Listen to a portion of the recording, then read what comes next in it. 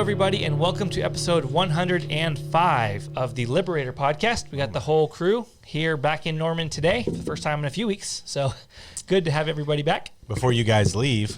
Yeah. Before we leave, yep. I mean, both of these guys are like going to take off months and months, or at least a month, to go taking off and just working in California. Working from California. Yeah. They're both getting hitched, ladies. They're off the market.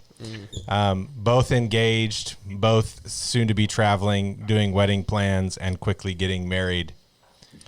Yep. Yeah. And then things will be back to normal. So there may be a slight break in Liberator podcast, possibly. Hopefully not. We'll try to record a whole bunch while we're all in town. But yeah, we're going to make them record 10 podcasts before they leave. Yep. But we're all here together today, which is exciting.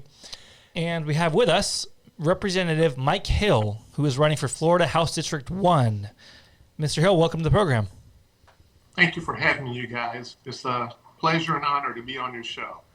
Well, the pleasure and honor is ours because we people like you doing what you're doing and running as abolitionist candidates allows us, constant things to talk about and promote. So, without folks like you getting out there and, doing the work, we would just be kind of just sitting here talking about how these guys must have paid somebody somewhere to get engaged. So we are very thankful for you and that you're willing not only to be on the show with us today and talk to our viewers, but also that you're running for Florida House District 1. Yeah, it's a good year for Florida. Yeah, yep. There's a lot going on in Florida. We're supporting Drake Wirtz as well in District 38, I believe, and he's telling me about some other guys as well who are starting to get involved as abolitionists who are running. But House District 1 is where Representative Hill is running. And so, Representative, tell us just kind of about your campaign and why you are running for this particular seat in the Florida legislature. Yeah, I was previously in this seat. I was first elected in 2014. That was in District 2, which is just adjacent to District 1, of course. It's South Escambia County, Pensacola. District 1 is North Escambia County in North Pensacola. But when I got elected in 2014, and then in 2016, I ran for state senate, was not successful in that. But in 2018, ran for state house, was successful. 2020, ready to run again, and then the local establishment primaried me, and I lost a close race. Mm-hmm. And candidly, you guys, I kind of thought at the time that perhaps my political days were over. I said, we did some good things. We were in there, passed some good bills, even some pro-life legislation. But I thought I was finished. And people were constantly asking me, Mike, are you going to run for office again? And my candid response was always, I don't know. It depends. If I receive an assignment, then I'll do it. But if I don't receive an assignment, then I won't. It was just that simple. And so just recently, this was towards the end of May, I was at a conference in McLean, Virginia. And I'm sitting in the audience with about 300-400 people. And there was a panelist up on the stage. And one of the panelists said, if God has given you the tools and the abilities, and there's a task that's been placed before you, you must accept it. And it was like he spoke directly to me. I said, there's my assignment. That's it. I'm going to do it. And I said, yes, Lord, I'll do it. And I'll tell you, a peace came over me that I haven't felt in a year when I said, I will take this assignment. Now, May 23rd was before the overturning of the Roe v. Wade decision, even though we all kind of anticipated that was going to happen. but I knew my first assignment was going to be abolish abortion in Florida. Yeah. I said, that's my task. That's what I am going to do. So I filed for office June 16th. Deadline for qualifying was June 17th. And the campaign has been going fantastic since then. Awesome. In Excellent. that short period of time, I've raised $50,000 and have an army of volunteers who are willing to help us win this seat and take it back for righteousness' sake. That's awesome. Well, our viewers will know that passing the Roe v. Wade repeal basically did nothing for states like Florida, where abortion's still going on. You know, a lot of, not our viewers, but a lot of people out there kind of think repealing Roe v. Wade means abortion's abolished. Of course, it doesn't. It means abortion's still going on in the states, and the states have the same responsibility to abolish abortion that they always had. So, of course, in Florida, where you have lots of abortions still going on, it is very important that we not only have abolitionists in there running bills to criminalize abortion, but that people understand that this is something to vote for. I kind of think, you know, like you have an abolitionist running against someone who just really doesn't care about abortion or whatever. It's like people can fall under the misinformation of, well, why would I vote for this guy? I mean, abortion's been taken care of. You know, didn't they do that? I've read all the headlines. So yeah, it shouldn't stop voters one bit from supporting you on account of running to abolish abortion. Yeah. Because they need to know. Yeah. All those abortion mills in Florida are open for business. Pills are still coming in. People are still murdering their children. And the laws of Florida are still not in line with the laws of God when it comes to murdering babies. Yeah. Right. The early look at the legislation that a lot of pro-life politicians have been putting in isn't even abolition. You know, we just did an episode on a new Indiana bill that they're putting in, and they're giving exceptions for rape. They're giving exceptions for life and health of the mother, all kinds of things like that. And that is sort of what we would expect from the pro-life politicians that have been running the game for a long time. Roe has been an excuse. A lot of them have not wanted to actually earnestly abolish abortion, and that's why we need godly candidates in there who are going to honestly and earnestly try to abolish abortion, pass a bill to abolish abortion immediately. Yeah. Yes. So you are talking about abolishing abortion completely from conception, and of course, when we look at, you know, as certainly all our viewers know, around the country in the different states, that's not the sort of bills that most pro-life politicians are kind of are campaigning on putting forward. And so, how did you come to this place where you're campaigning, and on your website and, you know, in your different interviews and everything, you're talking about, no, I'm not trying to regulate it or do it at 20 weeks or 8 weeks or any point. I'm trying to do it from conception. Talk about how you came to that point, that's a really important part of your campaign. Yes. Now, previously, when I was in office in 2019 and in 2020, I filed the heartbeat bill. And you guys are familiar with the heartbeat bill, which essentially says once a heartbeat is detected, you cannot abort the child. And I was one of the first state legislators to do that. And then you guys saw that ripple effect where kind of in the heartland of America, all these other heartbeat bills were passed. And so that was my stance back then. And by the way, my heartbeat bill had no exceptions. It had no exceptions for rape, incest, human sex trafficking. It did say, though, if the life of the mother was in danger, such as an ectopic pregnancy. So that's where I was. But then as I studied this issue even more, I came to the position that we must abolish abortion at conception, no exceptions, even including the life of the mother being in danger. Instead, what the doctor should try to do is save the lives of both of those who are there to the best of his ability. That's right. And that's what you work on. You don't murder one to try and save the other. Yeah. You try to save both. And so that, along with my oath of office, my oath of office says, I do solemnly swear to support, protect, and defend the U.S. Constitution and its government and that of the state of Florida. And so when I said that oath of office, it wasn't just between me and the official administering the oath. It wasn't just between me and my constituents. It was Yeah. between me and the living God. I'm promising God that I'm going to support, protect, and defend our Constitution. And then I've come to recognize that inextricably tied to the Constitution is the Declaration of Independence. You cannot separate the two.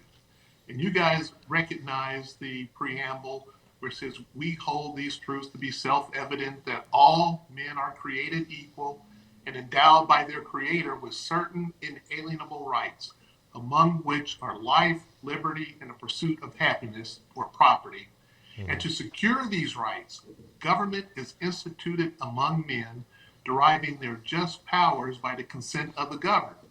So in other words, the reason why I exist is to protect, as the reason why government exists, an elected official, is to protect our God-given rights. The very first one listed is life.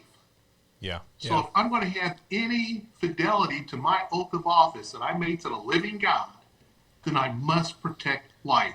Yeah. And the abolitionist bill is what does that completely, without any exceptions. Yeah, it's very sad. It's very telling that not a single state in the Union is upholding the principles of the Declaration of Independence. And I mean, very few representatives or senators in state legislatures, no governors, are actually keeping that oath, because in various ways, shapes, and forms, even in states like Oklahoma, where we've shut down the mills, we're still not protecting the right to life for all human beings, because you can still, ingest a pill and murder them, and the government will protect you. So it's like one of the things we've been saying from time to time. It's like, yeah, nobody's keeping their oath. They previously were keeping their oath to obey the rulings of the Supreme Court. Well, now they have this right to choose whether they're going to protect life or not, and they're still not really doing it. So there is this, I like that you bring it up as the oath, because nobody's keeping the oath. Nobody has for at least the last 50 years. And that's really refreshing to hear you say that about your oath being not just with the person administering the oath, but also between you and God. Because here in Oklahoma, even in Oklahoma, which is probably, we're going to get to it later on, and Florida is becoming more conservative, but Oklahoma is probably the most conservative state in the union, and SD 26 is one of the most conservative areas in the most conservative state in the union.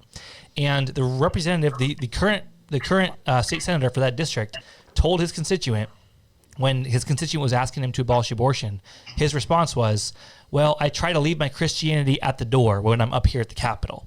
And that's just the mindset of even here in Oklahoma, that's the mindset of so many of these politicians.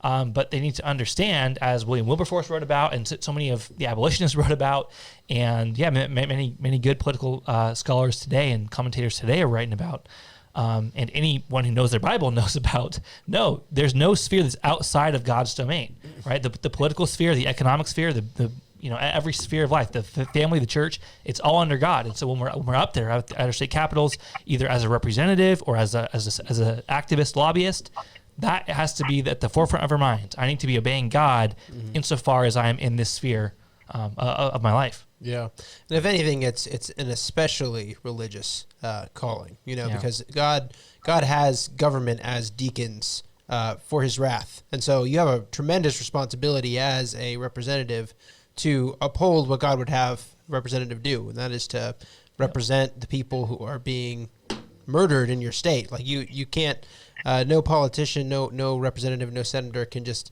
go on allowing for the mass murder of children and expect to be actually upholding their oath and being right before God in that. That's right. I would add two things to that. One, if somebody says, hey, I'm leaving my Christianity, I'm leaving my religion at the door, that's nonsense, because if you're a Christian, that is who you are. Yeah. Right. On the inside of you. That's not something you can put on and take off like a coat. I'm leaving my Christianity, I'm going to hang it up right here at the door as I go in. No, either you are a Christian or you aren't. It is who you are. You're a new creature in Christ. And so that goes with you everywhere you are, unless you want to deny it. But here's the second thing. The U.S. Congress in 1862, I read this in a book by Benjamin F. Morris, called The Christian Life and Character of the Civil Institutions of the United States. It's a 1,000-page book that was written for 10 years between 1848 and 1858, where Benjamin F. Morris lays out in excruciating detail why this is a Christian nation. And he lists the founders' letters they wrote to each other. It's an amazing book. But in that book, he lists a statute that was passed by Congress in 1862, which says that if an elected official does not honor their oath of office, then they have perjured themselves. And because they've perjured themselves, they should be removed from office and not allowed to run for office again in the future. 1862. Look up that congressional statute. And so when you mention and hear someone saying, I'm going to leave my Christianity at the door, or I'm not going to honor my oath of office that protects life, then when you put your hand on that Bible and raise your right hand, and by the way, why do we raise our right hand? Because that's exactly what God said in the book of Isaiah. He said, I raise my right hand and swear this oath of his allegiance to his people. And so we raise our right hand for the same reason. You put your hand on that Bible and raise your right hand, and you violate that oath intentionally, you have perjured yourself and should be removed from office. Yeah, that'd be fantastic. We'd have like 10 politicians in office in the entire country. Like, I know some people that would be really, maybe to have a campaign to get behind that statute. Just they're all perjured. Get rid of all of them. Replace them all. Yeah, so that's great. Yeah, this is a good point to draw, I think, some contrast between your campaign and that of your opponent, because we're here talking about, we have to obey, our oath of office. No matter what the consequences are, our first duty is before God, and there's no pragmatic, political calculations that we're going to make. We're just going to obey God, uphold our oath, and that's one of our primary concern is obedience in those areas. Here's a quote from your opponent, who was talking to the Pensacola News Journal about the race. She says, "I'm not going to Tallahassee to scream and yell and file bills to say I filed them. We have not focused enough on the basics. We've spent more time screaming and yelling to get clicks and to get interviews and whatnot. We don't spend enough time on the things that really matter to Floridians." So in essence, right, she's running against you, an abolitionist. So in essence, my opponent is going to talk about, these controversial issues, these social issues of the abolishing of abortion, the Second Amendment, these difficult issues. I'm just up there to just take care of the things that matter, the economy or education, which I don't want to say those aren't important. Those are important, but basically saying I'm not going to touch anything controversial. That's what my opponent does, right? As if that's some sort of slam on you. And just does it for clicks. Yeah, just for clicks, right? So what is your response to your opponent's quote there? Well, it's interesting because she's exactly right about her position, and that she doesn't go there to, I'll say, follow her oath of office. She goes there to do what the establishment leadership tell her to do. Right. And in fact, we have a video of her on not the abortion issue, but it was the a gun rights issue. A group came to her and asked her if she would support constitutional carry.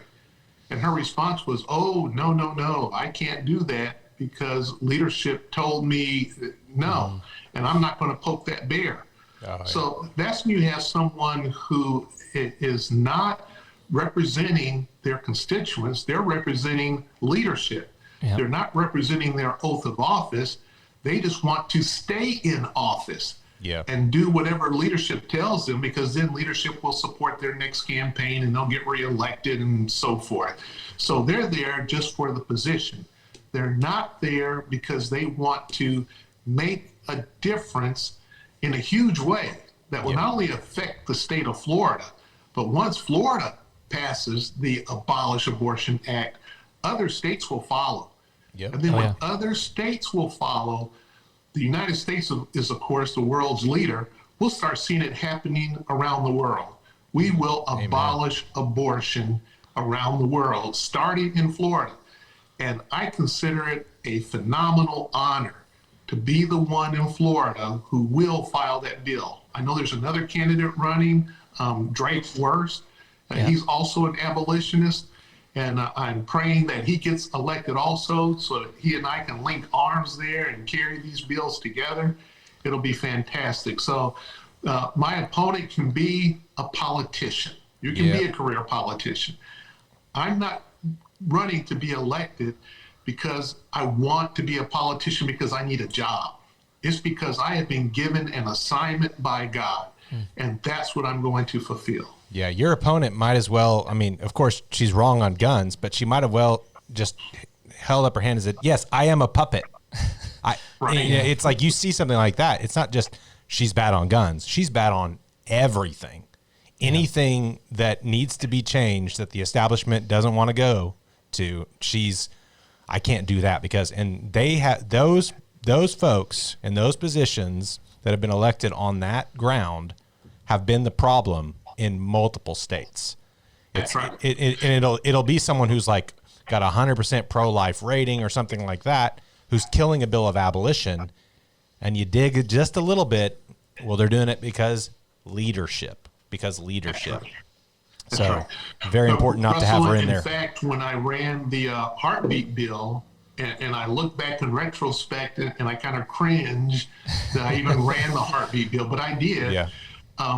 Leadership would not give it a committee hearing.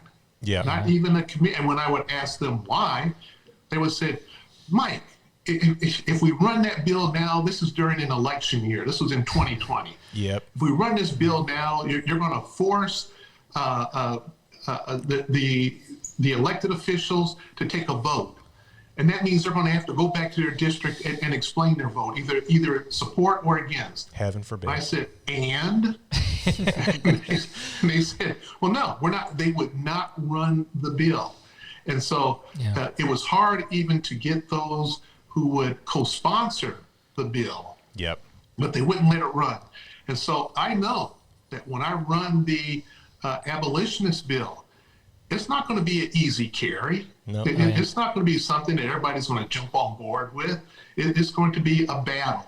And I recognize that, and I'm willing to step in the fray and accept that battle anyway. Yeah, you're going to see the establishment wanting to run that heartbeat bill. When you're in there doing the abolition bill, they're going to be like, no, we want this heartbeat bill, because they always want whatever is less controversial and whatever's less difficult, because I don't think they like to fight, because they know that they lose they lose people that are voting but have issues with that issue. So they're just very much about their own power, staying in office, and sometimes you have to do stuff and even risk re-election by standing up. And if you lead well, you can lead people to be like, no, we got to keep this guy in there. So the establishment outside of the abortion issue, outside of abolition, outside of guns, they just need to be taught a lesson just about general, what are governing authorities supposed to do? Yeah. How are they supposed to act? Yeah. So yeah, we need like 1,000 Brett Baggett's just going around the country being like, Mr. Senator, look into my eyes. yeah, look into my eyes. Read the book. The Lord will break you if you do not establish justice. So I Very mean, Brett Baggett thing to say. But yeah, that's a pastor. That's an abolitionist pastor here in Oklahoma. We always he makes it almost onto every show. Yeah. But yeah, so this is a big battle. Now we are committed. Even though we're in Oklahoma, we sort of have a national interest on abolition bills everywhere and are very focused on Florida. As James has said a number of times, Florida's become increasingly conservative, but maybe more so that it's kind of the eyes of the nation are on Florida because of some things that Governor DeSantis has done and just some willingness to basically kind of have asserting state sovereignty in some issues. And so Florida it's a large state, as we've already noted. A lot of abortions happen there. You got a lot of big cities, big attractions, great weather. But what happens in Florida will tend to ripple out. And I like what you said. Like, Florida abolishes abortion. I mean, we're going to see states like Oklahoma going like, oh man, Florida beat us. Right. And so there'll be a cascade of other states abolishing abortion. it'll also be, since it's such a huge population center, it'll also create that discussion at the federal level of, well, wait, if we're going to allow Florida to abolish abortion, what is that? If we're saying Florida says it's murder, how can it be murder in Florida and not in Georgia or not in California, not in Maryland? So this is a battle. It's a long battle, but it's a battle worth fighting. Yeah, and so as we've talked about Florida, I think in those ways, Florida is kind of becoming a hub of conservative politics across the nation, because that's where Ron DeSantis is, and his celebrity is kind of really on the uptick right now. And then you've got Donald Trump also there in Florida. So it really is kind of the hub of conservative politics, which is kind of bringing the state more and more conservative. But then you've also got the fact that Florida has the third most abortions per year in the whole country, but almost 80,000 abortions last year. And you might say, well, that's because the population is so large in Florida. Well, then you go to abortions per capita, and the abortion rate per 100,000 women who are of childbearing age is the fifth highest in the country. So abortions per capita is the fifth highest in the country in Florida, which again is becoming a more and more conservative state. And so, Representative Hill, why do you think why do you think that's the case? Why do you think there's so many children being murdered in this state, even though the political scene is moving more and more toward the right? Well, yeah, and it's a shame that those numbers have increased, because when I ran the heartbeat bill back in 2020, it was around 74,000 a year that were being murdered. Now it's 80,000. Actually, I believe it's much higher than that. Those are the numbers that are reported, but I wouldn't be surprised if it's over 100,000. Yep. And part of that is because Florida has become a destination state. So even though we passed a bill this past legislative session, which went into effect, I think, 1 July, which says after 15 weeks, you can't murder the baby, which is an amazing bill to me. Anyway, everyone's touting this. Oh, that's so great. No, if you look at 15 weeks, have you looked at a woman who's pregnant at 15 weeks? I mean, she's showing. There's a you can tell there's a baby in there, and it's okay to go ahead and kill that baby at 14 weeks, or 14.9 weeks. So it's amazing, but even though they passed that, the laws here are not as stringent as they are with our border states, Alabama, Georgia, Louisiana, Mississippi. So they are coming to Florida to get those abortions done. Wow. And that's why our numbers are growing. And there's another reason why, too.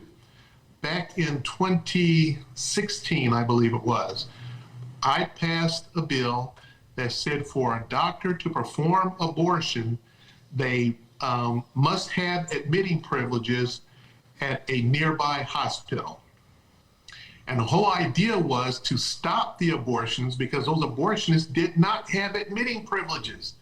There were only 2 clinics in the entire state of Florida where those doctors had admitting privileges, because a lot of those doctors fly in from out of state.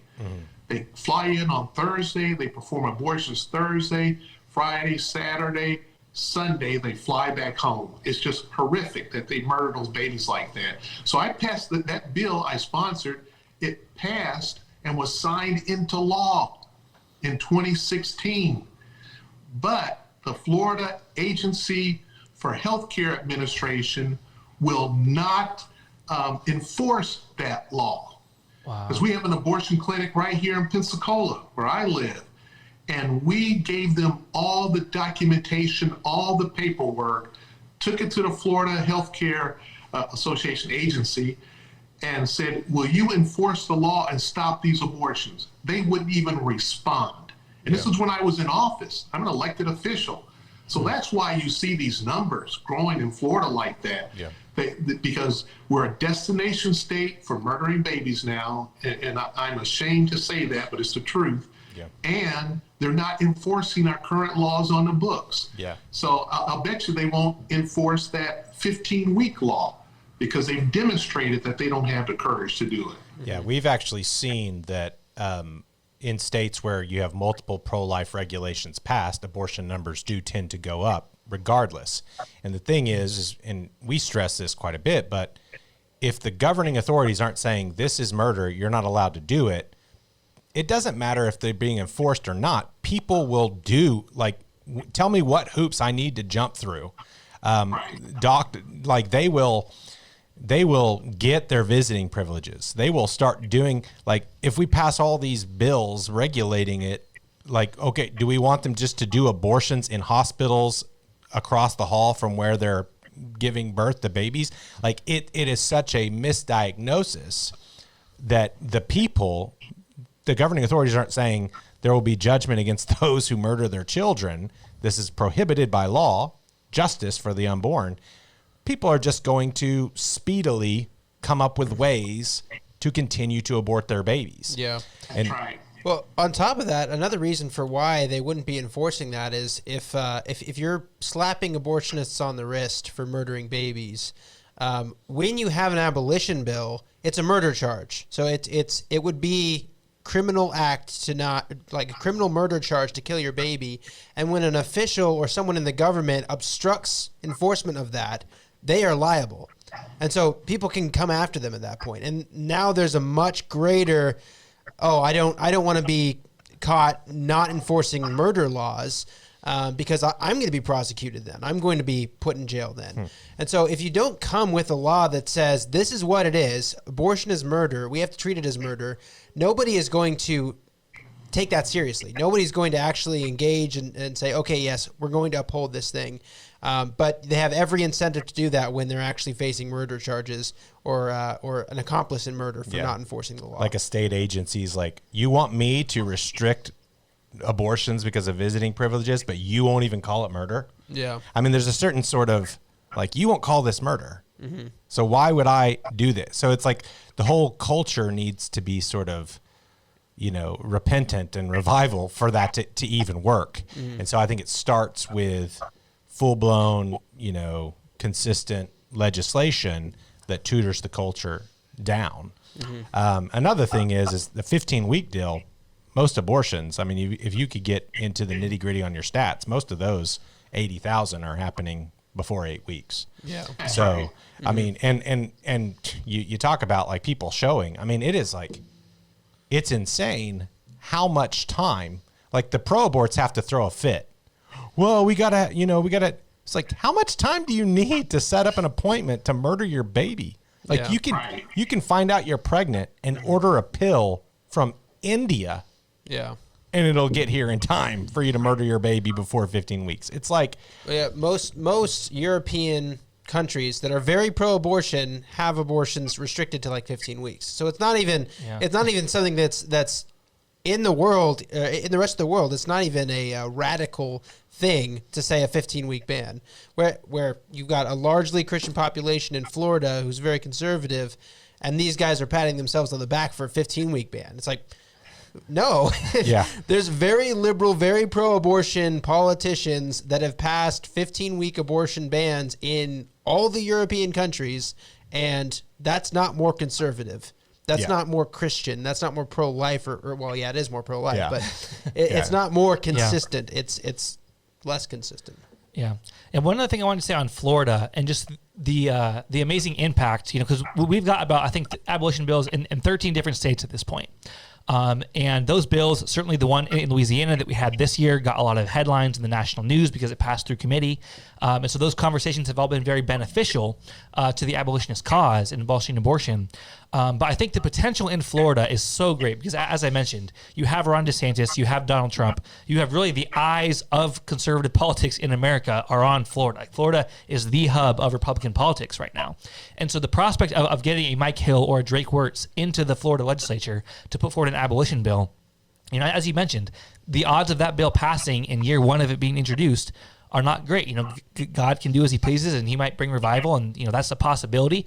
But looking at it, the odds of it aren't great of it passing very early on after that bill is introduced. However, the conversations that would happen, the conversations that would transpire after the introduction of an abolition bill where the eyes of the conservative political world are on would be amazing.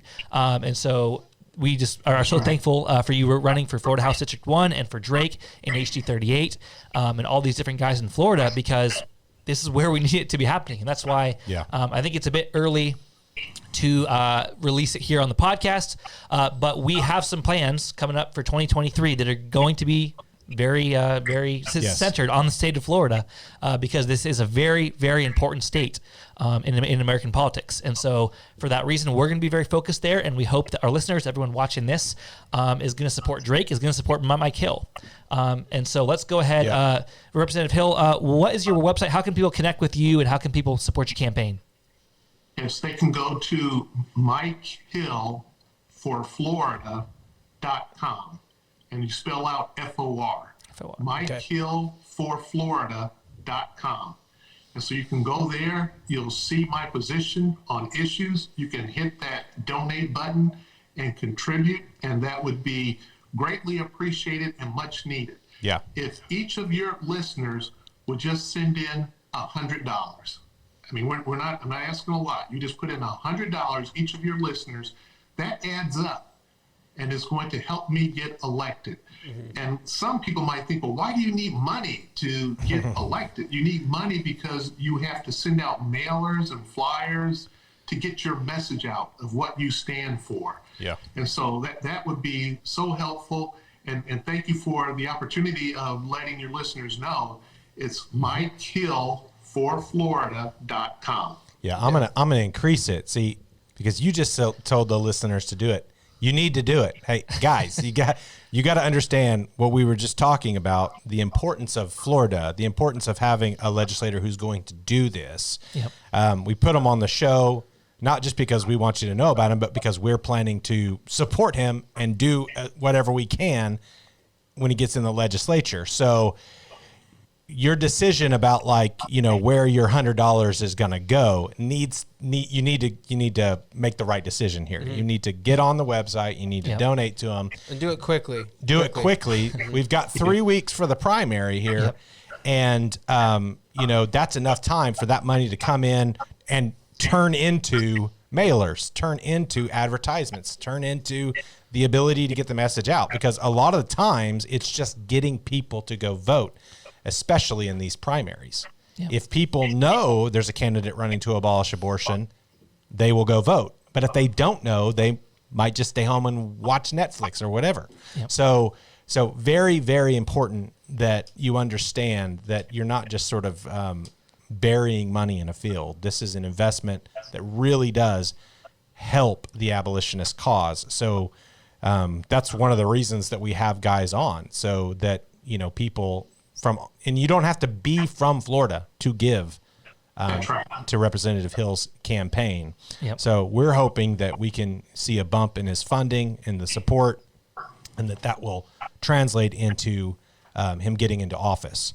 And then that will translate into us, you know, doing whatever we can in Florida to make the whole world know what kind of bill is being filed there and the support that it has. Yep. So, yeah, I just want to double down on that. I know it was good pitches, but, you know, if you don't give, well, you're in trouble with me. I'll know. Yeah. No, I'm just kidding. I won't know. But Russell, it's pretty interesting that about 3 hours ago, I was actually at a debate for my campaign at the Pensacola City Hall. And the moderator asked this question. I was frankly surprised. He said, do you consider abortion murder? And should a woman be prosecuted for it, even if she crosses state lines to get it done somewhere else? Mm. Wow. And I thought, I can't believe he just asked that question. That was like a softball underhand pitch. Yeah. And I said, yes, it is murder. And what we should do is prosecute the crime of murder, no matter who it is done to. Mm-hmm. Yeah. If it's done to that innocent baby in the womb, then yes, that's murder. And anyone who is an accomplice to that murder should be prosecuted to the full extent of the law also. Yeah. So this shouldn't be controversial at all. Right. The position of the person doesn't give you the right to murder them. Because it's in the mother's womb doesn't mean you can murder it. And if it's a child standing right next to her, you can't murder it. If you cross state lines, you cannot murder the baby. And whoever drove that vehicle, knowing that that's what you were going to do, you're an accomplice to that. So enforce the laws of murder, prosecute it to the fullest extent, because that is what abortion is. Wow, that's excellent. Yeah. I mean, it's crazy. Like, you say that and you're like, man, I'm saying something controversial. Why in the world is that controversial?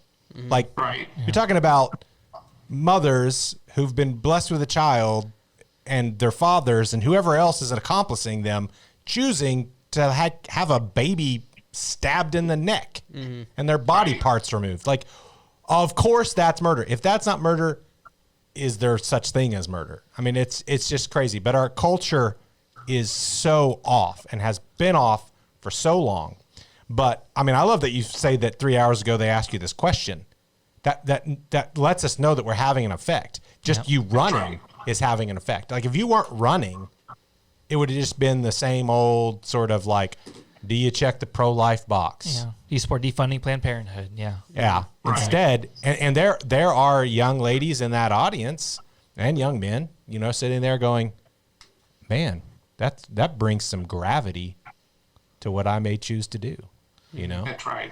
And that is good. So, man, Was your opponent in the room for that question as well, or was she? No, she was a didn't wanna- no-show because she thought that the audience was going to be sympathetic to me, which they were, by the way. Yeah, It was a Christian Women's for Responsible Legislation group, and they have been supporters of mine in the past, and so because they were the ones sponsoring the debate, she was a no-show.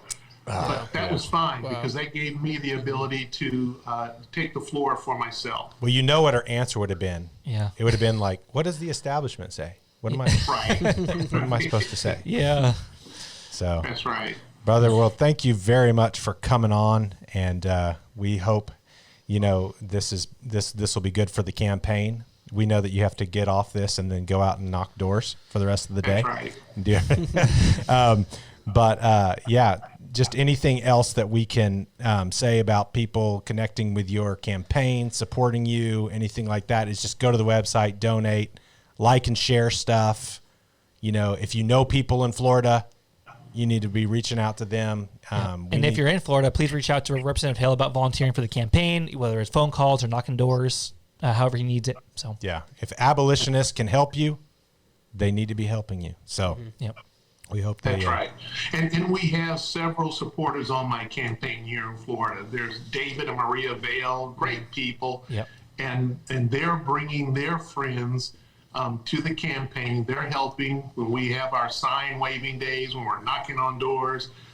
They are there. And that's what I like about that group, is that not only you say, hey, we're supporting you, Mike, you know, they do it with their feet and they show up. Yeah. And if your listeners, again, would just go to MikeHillForFlorida.com and click that contribute button, then that's going to speak volumes and it is going to help the campaign. But Russell, you raised such a good point. If I were not in this race, there wouldn't have been that issue even raised about abortion being called murder. So it is at least being discussed simply because I'm in the race. Yeah, absolutely. Yeah. So if you want that going out in a mailer, give. Yeah. Yeah. That's right. Yeah. Yeah. Well, thank you so much again for coming on. I guess we're at the end of our time now. But yeah, last thing you hear, go give right now. Don't wait. There's not a whole lot of time left in this campaign. Go give. And if you're in Florida, go out and walk and knock doors and all that stuff. But yeah, this has been another episode of the Liberator podcast, where we're committed to being as harsh as truth and as uncompromising as justice. We'll see you next week.